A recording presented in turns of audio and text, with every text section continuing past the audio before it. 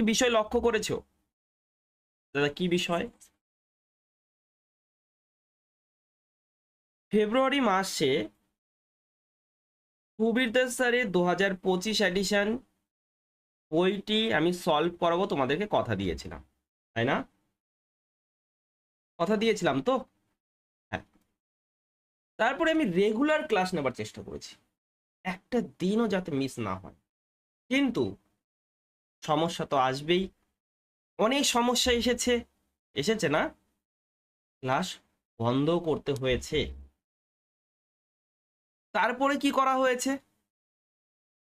তারপরে সেই ঘাটতিটাও আমিই পূরণ করেছি। ক্লাস বন্ধ হয়েছে, ঘাটতি আমিও পূরণ করেছি, ম্যারাথন ক্লাসের মাধ্যমে ঘাটতিটা পূরণ করে দিয়েছি।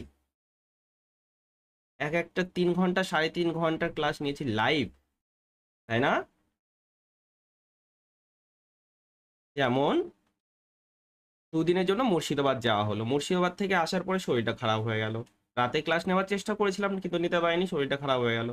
পরের দিন সকালে নিয়ে নিলাম, কাল নিলাম না, পুরো টপিকটা কমপ্লিট করলাম না একটি ভিডিওতেই। তো কেন এগুলো বলছো? এগুলো বলাটা খুব ইম্পর্টেন্ট। কেন?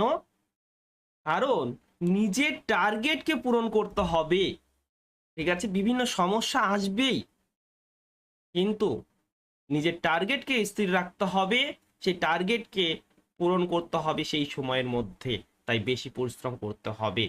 যদি ঘাটতি চলে আসে না, সেটা কভার করার জন্য বেশি পরিশ্রম করতে হবে।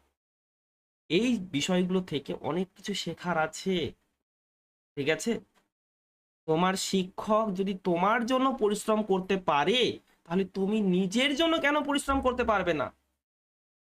কাল রাতে টাইম অ্যান্ড ওয়ার্কে ক্লাস নেওয়ার কথা ছিল, কাল রাতে নিতে পারিনি বৃষ্টির কারণে, কিন্তু এখন চলে এসেছি। বুঝতে পেরেছো?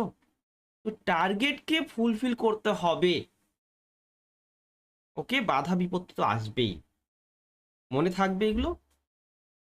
বেশি সময় নেই, খুব পরিশ্রম করতে হবে, কিন্তু পরিশ্রম যদি না করো তাহলে পিছিয়ে পড়বে। আর পরীক্ষার পরে কান্নাকাটি করে লাভ নেই, যা করার এখনই করতে হবে, মনে থাকবে।